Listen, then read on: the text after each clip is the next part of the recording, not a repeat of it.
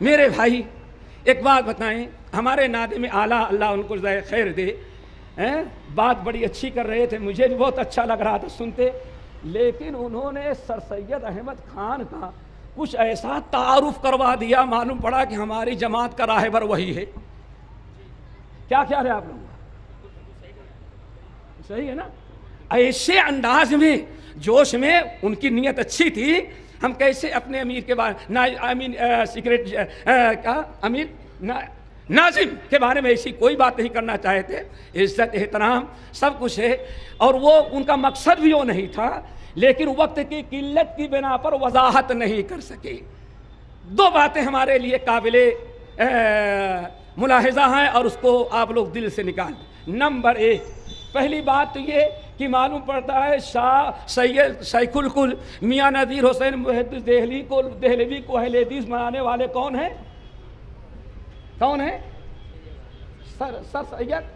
سید سر لگا ان کے، سید احمد تو بہت ہیں، وہ سر ان کا ٹائٹل ہے، سر سید۔ یہ میرے بھائی ایسی بات نہیں ہے۔ الحمدللہ الحمدللہ میاں صاحب رحمۃ اللہ علیہ اہل حدیث آج سے نہیں ہوئے تھے دلی میں 1821۔ کب؟ 1821 ہجری کے اندر، جب شاہ اسماعیل شہید رحمۃ اللہ علیہ دہلی سے حجاج کا قافلہ لے کر کے کلکتہ سے پھر بامبے اور بامبے سے کراچی ہوتے ہوئے جدہ جب جا رہے تھے تو پٹنہ کے اندر، پٹنہ کا نام سنا ہوگا، پٹنہ کے اندر شاہ اسماعیل شہید، مولانا ولایت علی، یہ سارے اہل حدیث علماء موجود تھے۔ شیخ الکل میاں نذیر حسین محدث دہلوی رحمۃ اللہ علیہ اپنے گاؤں سے نکلے تھے، علم حاصل کرنے کے لیے جا رہے تھے، راستے میں ان کی ملاقات پٹنہ میں ہو گئی شاہ اسماعیل شہید سے۔ ان کے درس میں بیٹھے اور وہیں سید احمد شیخ الکل الحمدللہ اہل حدیث ہو گئے تھے۔ الحمدللہ دلی پہنچنے کے پہلے ہمارا سربراہ نہیں، ساری دنیا کا سربراہ کتاب و سنت کا، اور سر سید احمد کا محتاج نہیں تھا، بلکہ سر سید ان کے محتاج تھے۔ یاد سمجھ گئے بات نا؟ یہ چیز بالکل غلط ہے کہ سید صاحب سر سید نے ان کو اہل حدیث بنایا۔ اہل حدیث سالوں پہلے بن چکی تھی، اسی لیے انگریزوں نے 3 مسجدیں اس لیے ڈھائی تھی، کسی عالم کے مدرسے کو، کسی عالم کی مسجد کو، جس مسجد میں ایک درس ہو رہا ہو، انگریز نے نہیں ڈھایا۔ 1857 میں داخل ہوتے ہی دلی میں سب سے پہلے شیخ الکل میاں نذیر حسین محدث دہلوی کی مسجد کو ڈھایا، 1 ڈھایا، 2 ڈھایا، تیسری بچی جس کو فاتح حبشان کہا جا سکتا ہے۔ اور ایک بات اور بتائیں، بلکہ مولانا ابوالکلام آزاد رحمۃ اللہ علیہ، میں نے کبھی جھولا میدان کی تقریر میں بتایا تھا، مولانا ابوالکلام آزاد کہتے ہیں ہم کو اہل حدیث بنانے والی 2 کتابیں ہیں۔ کتنی؟ 3 کتابیں۔ پہلی کتاب معیار حق ہے۔ کون سی معیار حق؟ میاں صاحب کی، میاں صاحب کی کتاب معیار حق ہے۔ اور میاں صاحب نے کتاب کیوں لکھی؟ شاہ اسماعیل شہید رحمۃ اللہ علیہ نے آمین رفع الیدین کرنے کے لیے، اتباع سنت کے لیے ایک کتاب لکھی، تنویر العینین۔ کتاب کا نام یاد رکھنا، کیا نام تھا؟ تنویر العینین فی اثبات رفع الیدین، تنویر العینین فی اثبات رفع الیدین۔ اس بات پر کتاب لکھی، اس میں آمین رفع الیدین، آمین بالجہر رفع الیدین، اور اسی طرح سے میرے بھائیوں قرات خلف الامام کا مسئلہ بیان کیا جو خاص اہل حدیثوں کی علامت ہے۔ اسی لیے اس زمانے میں اہل حدیثوں کو رفع الیدین کہتے تھے۔ کیا کہتے تھے؟ وہاں بھی نہیں، رفع الید، ایک ٹریڈ مارکا تھا اہل حدیث بننے کا۔ اور کچھ لوگ نہیں سب صحیح ہے لیکن نہیں رفع الیدین نہیں کریں گے تو کیا ہے؟ سمجھ جاؤ کہ اہل حدیثیت میں خلل ہے، ابھی بھی اہل حدیثیت میں خلل ہے۔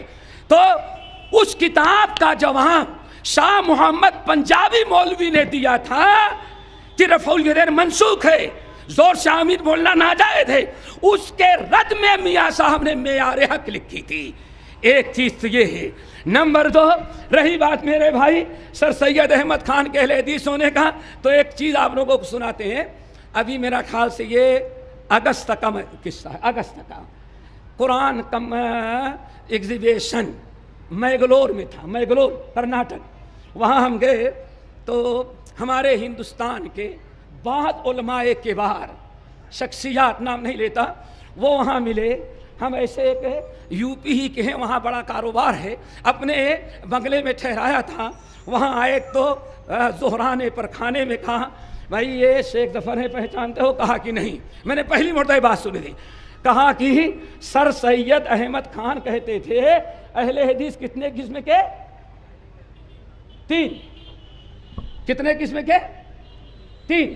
ایک اہل حدیث جیسے ہم لوگ ہیں، اور ایک ہے کڑک اہل حدیث، کھرا اہل حدیث، اور ایک ہے اہل حدیث اور اہل حدیث اور نیم چڑھا. کیا مطلب؟ یعنی ہمارے یہاں مثلا مشہور ہے کریلا، وہ بھی کیا؟ نیم چڑھا. کریلا ویسے ہی کڑوا ہوتا ہے، اور جب نیم پر چڑھ جائے تو ڈبل کڑوا ہو جاتا ہے. سمجھ گئے نا؟ تو کہتے ہیں سر سید کہتے تھے اہل حدیث 3 قسم کے. نمبر 1 کہتے تھے کریلا، دوسرا کہتے ہیں کڑوا کریلا، اور تیسرا کہتے ہیں کریلا نیم چڑھا. سمجھ گئے نا؟ نیم چڑھا. پھر سر سید صاحب کہتے میں اہل حدیث ہوں. اہل حدیث کیا کہتے ہیں؟ کریلا، نیم چڑھا کریلا، نیم چڑھا کریلا. ٹھیک ہے نا؟ سر سید کہتے ہیں میں نیم چڑھا کریلا ہوں. تو وہاں جو مشائخ ہمارے تھے کہا اس زمانے میں اگر کوئی نیم چڑھا اہل حدیث دیکھنا ہو تو شیخ ظفر کو دیکھ لو. کس کو دیکھ لو؟ یہ بھی اگست کی بات ہے. ہندوستان کے چوٹی کے لوگ یہ اہل حدیث ہے جو نیم چڑھا کریلا کے معنی. پہلی مرتبہ اصطلاح میں نے سنی تو میں نے کہا بات سر ہم تو اپنے بارے میں تسلیم کر سکتے ہیں کہ ہم نیم چڑھا کریلا اہل حدیث ہیں، لیکن سر سید کے بارے میں کبھی نہیں. کیوں؟ سر سید کو نہ اہل حدیث نہیں تھے، وہابی بھی نہیں تھے، وہ غیر مقلد تھے. کیا تھے؟ غیر مقلد. نیچری تھے. معجزے کا انکار، فرشتوں کا انکار، سمجھو ذرا سا، معجزے کا معجزات نبوی کا انکار، اور اسی طرح سے اور کس کا انکار؟ فرشتوں کا انکار. حدیثوں کے انکار کا راستہ ہر وہ حدیث جن کے عقل میں نہ آئے حدیث جھوٹی ہے. بہت سارے منکرات تھے. اسی لیے آپ لوگوں کو بتائیں الحمدللہ ثم الحمدللہ. یہ بات اپنی طرف سے نہیں کہتا.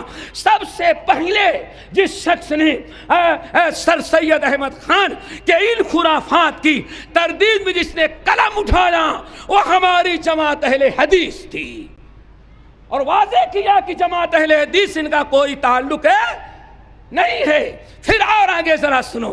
سب سے پہلا اہل حدیث جماعت اہل حدیث کا عالم جس نے ان کے خلاف میں کتابیں لکھی، ان کے پردے کو چاک کیا، وہ سب سے بڑے آگے شیخ الاسلام مولانا ثناء اللہ امرتسری تھے.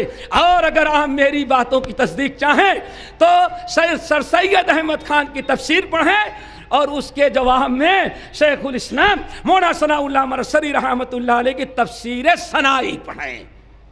لیکن بشرطے کی موبائل چھٹی دے تب. آپ کا واٹس ایپ آپ کو اجازت دے تب. بیوی دے دے گی، بچے دے دیں گے، آپ کا کاروبار دے دے گا، لیکن وَأُشْرِبُوا فِي قُلُوبِهِمُ الْعِجْلَ جس کی محبت پیوست کر دی گئی ہے وہ شاید ان چیزوں کو پڑھنے کی اجازت نہ دے. اللہ تعالی ہم سب کو عمل کی توفیق نصیب فرمائے. یہ بات میں نے سوچا واضح کر دینا غالباً مناسب تھا. اگر واضح نہ کرتے تو شاید یہ ہمارے نوجوان آگے کہتے سر سید بہت بڑے اہل حدیث عالم نہیں، عالم رہے لیکن نیچری تھے. شیخ الحدیث مولانا اسماعیل صاحب گجرانوالا کہتے ہیں ان کو اہل حدیث نہیں بلکہ ان کو غیر مقلد کہا جاتا ہے. ہم غیر مقلد نہیں، ہم اہل بولو غیر مقلد ہو، ہم اہل حدیث ہیں. اور سر سید احمد خان غیر مقلد تھے. چلو سبحانک اللہم و بحمدک اشہد ان لا الہ الا انت استغفرک و اتوب الیک. جزاک اللہ خیر. انتہائی اہم خطاب آپ حضرات سماعت فرما رہے تھے، اور شیخ نے جو باتیں کہیں ان میں ایک انتہائی اہم بات تو میں دہرا دوں کہ رائے کی قربانی صحابہ کرام کی اہم ترین صفت تھی. صحابہ کی صفت یہ تھی کہ وہ رائے دے کر کے بھول جاتے تھے کہ ہم نے کوئی رائے دی ہے. منافقین کی صفت یہ تھی کہ وہ رائے دے کر کے اپنی رائے کو بڑی اہمیت دیتے تھے. جو ہے غزوات میں اس کا جو ہے منظر آپ نے سنا ہوگا کہ جب صحابہ نے رائے دیا اور ان کی رائے کو اللہ کے رسول صلی اللہ علیہ وسلم نے نہیں قبول کیا، پھر بھی وہ بڑی جانثاری سے لڑے. انہوں نے یہ نہیں کہا کہ ہماری رائے نہیں مانی گئی، لیکن اس کے مقابلے میں منافقین نے یہ کہا کہ بھئی ہماری تو کوئی قدر ہی نہیں ہے، ہماری کوئی بات ہی نہیں مانی گئی، اتنی اہم باتیں ہم نے کہیں، سو لڑنے کا فائدہ کیا. تو منافقین کی صفت یہ ہے کہ وہ اپنی رائے کو بہت اہمیت دیتے ہیں، لیکن مومنین کی صفت یہ ہے کہ وہ اپنی رائے کو قربان کر دیا کرتے ہیں. تو رائے کی قربانی حضرات صحابہ کرام کی انتہائی اہم ترین صفت تھی، اور اسی لیے وہ کامیاب تھے. اور دوسری اہم بات جو بھی شیخ نے آخر میں کہی کہ ہم غیر مقلد نہیں اہل حدیث ہیں. بہت سارے لوگ اہل حدیث کم ہوتے ہیں، غیر مقلد زیادہ ہوتے ہیں. اس فتنے کی طرف بھی نگاہ رکھنے کی ضرورت ہے. اب اسی پر پروگرام کا اختتام ہوا چاہتا ہے، اور اللہ تبارک و تعالیٰ سے دعا ہے اللہ